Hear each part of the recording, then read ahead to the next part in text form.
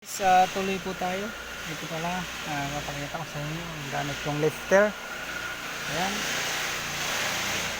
ginaka na po natin, lifter po natin yan. Ayan, itutuloy tayo sa lalim, nakaangat po nito.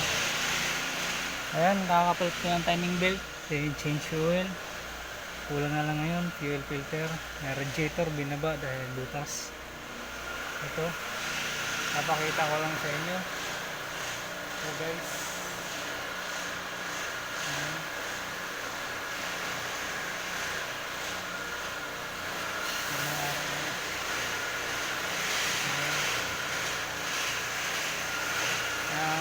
avoided mga guys, tatanggalin natin preno mamaya.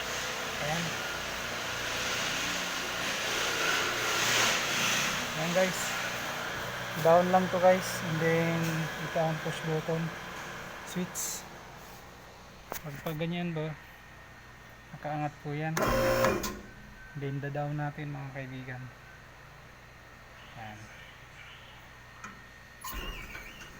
ayan, down po siya mga kaibigan. Okay, ganyan lang po paggamit.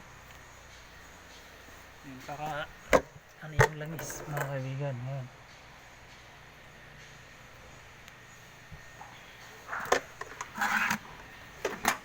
kakabit namin yung radiator mga kaibigan.